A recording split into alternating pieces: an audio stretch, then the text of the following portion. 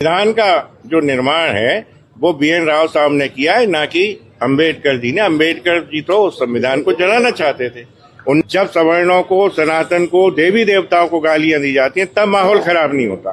तब अंबेडकर जी पे मेरा कोई विचार नहीं, वो कोई लायक नहीं है कि उसके बारे में बात भी करें। 1% अंबेडकर के कारण ही देश में विभाजन हो रहा है, जात विरादियों में आपस में फूट हो रही है, बैर भाव हो रहा है, आपस में लड़ रहे हैं। मतलब वास्तविकता इतिहास की यही है कि संविधान का जो निर्माण है वो BN राव साहब ने किया है, ना कि अंबेडकर जी ने। अंबेडकर जी तो उस संविधान को जलाना चाहते थे।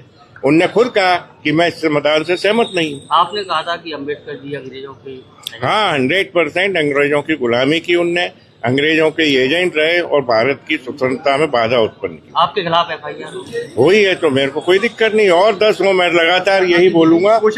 जा रहा है कि आपके घर पे 1 लाख जूते फेंकेंगे, 10 लाख जूते फेंकेंगे। हमने उनसे कहा है कि 1 लाख नहीं 10 लाख लेके आए, हम उनका स्वागत कर रहे हैं। वो 15 तारीख को आ जाएं, मेरे दरवाजे पे आके दिखाएं, मैं उन्हें चैलेंज कर रहा हूँ। जाओ।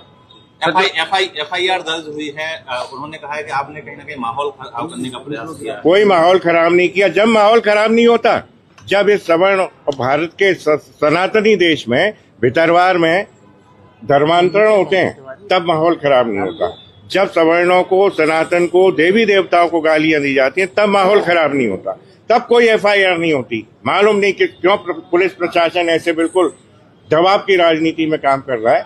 मैं तो ये चाहता हूँ कि अब 1 नहीं 100 और FIR हो। हम अंबेडकर जी पे क्या विचार है आपके? अंबेडकर जी पे मेरा कोई विचार नहीं, वो कोई लायक नहीं है कि उसके बारे में बात भी करें। आपको क्या लगता है सर कि पिछले कुछ समय से जैसे अंबेडकर का नाम लेकर क्या सवर्णों को टारगेट बनाया जा रहा है? 100% अंबेडकर के कारण ही देश में विभाजन हो रहा है, जात विरादियों में आपस में फूट हो रही है, बैर भाव हो रहा है, आपस में लड़ रहे हैं, मर रहे हैं, कट रहे हैं, और क्या हो रहा है।